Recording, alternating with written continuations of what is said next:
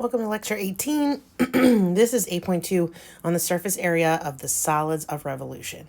So two things that I want you to remember here as we get started, that we're going to be working with solids of revolution. So this is what we did back in chapter 6.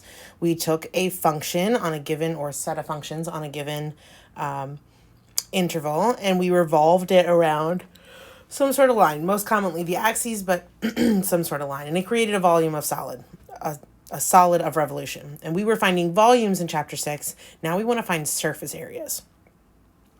One thing that we're going to need along the way is we're going to be talking about the length of an arc in this process. And so we want to remember our arc length formula from the last section. Okay. And so both things are stated here for you. So we have our arc length formula, the integral of the square root of 1 plus f prime of x squared. And we also know that the volume of our surface of revolution was the integral of pi r squared when we were working with discs and washers, because that was the area of the cross section, right? So now what we want to do is I want you to think about this for a second. Let's consider the function y equals square root of x from 0 to 1. So I'm going to draw that picture. And I'm going to, from 0 to 1, and we're going to keep it in the first quadrant, and we're going to revolve it around the x-axis. So I'm going to flip it this way and revolve it, right? So this is our volume. And if we want the surface area, we just want that outer cone, right? And so what we want here is we want to think about that same kind of cross section, only instead of having the volume, I just want the outer surface.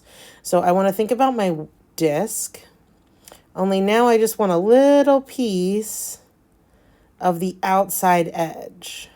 Not the whole volume, not the whole area of that, but just along the outside edge. Okay, so what I really want to do is I want to take, essentially you have little discs, right? That look like this. And I want to find out what is the area on the outside. Well, the area on the outside, this is like a little cylinder, right? So the area on the outside is this distance here, which we're going to call L, right? And times the circumference, right? That much all the way around. So we want the circumference of this circle, which is 2 pi r, times the little height there, which I'm calling L, okay? And that's what our cross section is going to look like, right? So our surface area cross section is kind of the outside edge of that disc. So what we're going to do then is we're going to take a bunch of those and line them all up, right? Because we're cutting our little cone shape here into little tiny cylinders like that. And so what do we do here? That means that our surface area is going to be the integral from a to b, right? So if we assume that this is a, right, ours is 0, to b, which in this case was 1. And we want to take 2 pi r times L, right, dr, right? Okay, now our radius, in this case, is the function, right? The radius changes, and so that's our function. So our radius is going to become our y equals f of x. And this L is this distance from here to here, and that's the length of that tiny little arc. So this is our arc length formula.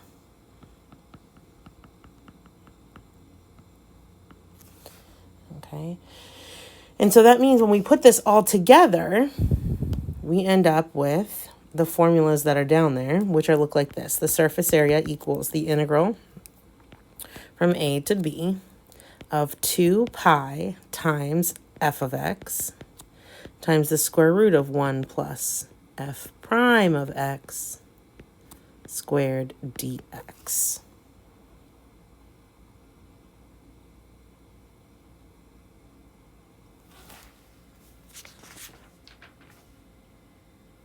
Okay.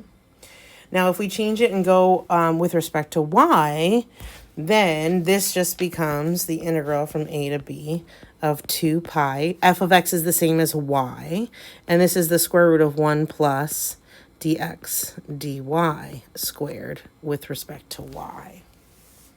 Okay. Right, and that's just because our f of x is the same as our y. Right? So depending on which variable you want to integrate with, it looks like that. Okay? And these are both for the x-axis. Right? Now, if we revolve around the y-axis, so if we take that same shape and we revolve it around the y-axis, now my little cylinders look like this. And now the radius is my x. So the surface area here is going to be the integral from a to b. So now our a goes from here, and our b is up top, because now these are y values, right? And we want 2 pi. This time our radius is in the x direction, so we want x to be here, times the square root of 1 plus f prime of x squared dx. And if you have this with respect to y, oh, by the way, this should be c. Let's call this c to d if they're y values. Okay, and that means that these should be c to d's up here. So that everything matches. And then if we want it with respect to y, this is the integral from c to d of 2 pi. And x is now a function of y, right? So in this case, we have x equals function of y typically. So this is a function of y times the square root of 1 plus dx dy squared dy. Okay. So the arc length part doesn't change. It's just a matter of if you're revolving around the x-axis, then you're using an f of x or a y. And if you're revolving around the y-axis, you're using an x or an f of y. Okay? And I believe that's all stated down here. Right?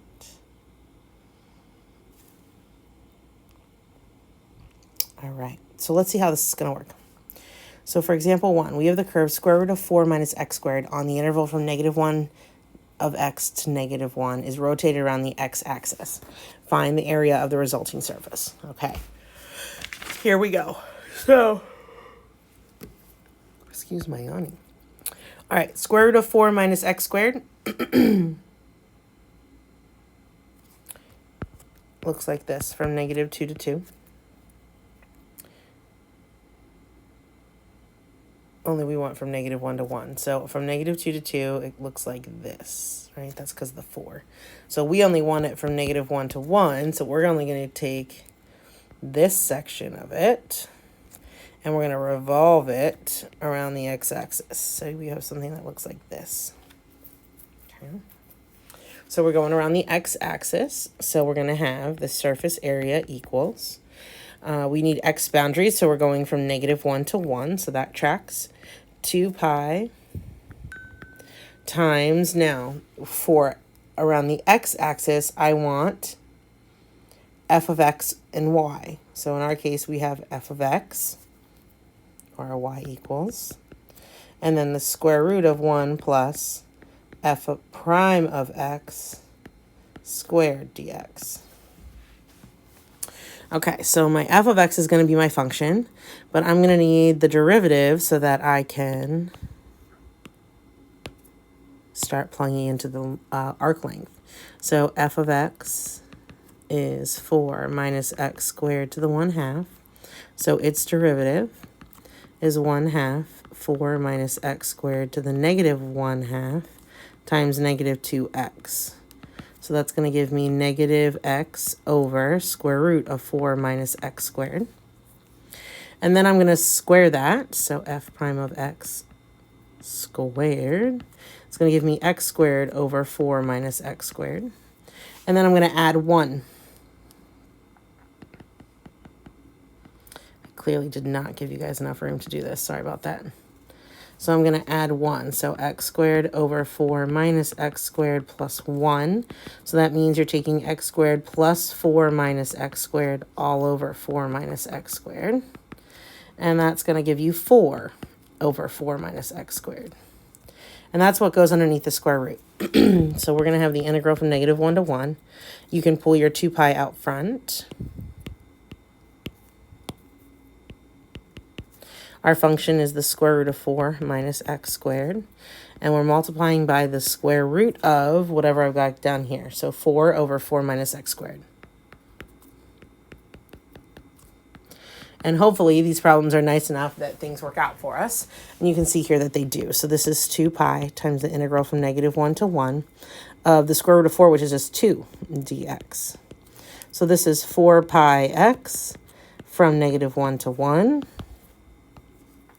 And that's going to be 4 pi minus -4 pi, which is going to be 8 pi. Okay, so the nice thing is that the integral worked out nicely once we got some of our algebra in. So that's example 1. Example 2, let's rotate around the y-axis. Okay, so for y-axis, and our function here is y equals a function of x. So I want to do this in terms of x's. So I want y-axis, but in terms of x.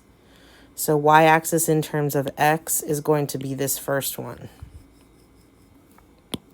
So I want, and I really didn't give you enough room here. I want that the surface area is equal to 2 pi integral from, now these are x values, so I want the 1 and the 2. So from 1 to 2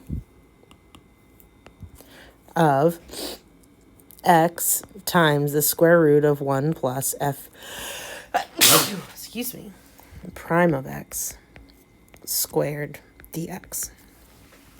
Okay, so our function is y equals x squared. So its derivative is 2x. Its derivative squared is 4x squared. And you're going to put that right in there. So this is going to be 2 pi times the integral from 1 to 2 of x times the square root of 1 plus 4x squared dx. Now, I like this one because I can see that I have an inside function and I have its derivative, at least the function part of its derivative. So I'm going to let u equal 1 plus 4x squared. Du is 8x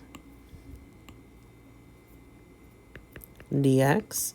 So 1 over 8 du is my x dx. So this becomes 2 pi over 8 integral of, let's see, square root of u. So u to the 1/2 du. So this is 1/4 pi, or pi over 4, times the integral.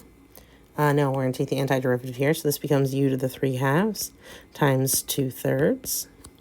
And we're going to plug back in. So we get pi over 6 times the integral, times this 1 plus 4x squared to the 3/2. And we're evaluating that from 1 to 2. So we get pi over 6 times, when you plug in 2 squared is 4, times 4 is 16, plus 1 is 17. So 17 to the 3/2 minus, when you plug in 1, that's 5 to the 3/2. Okay, and I'm going to leave my answer just like that.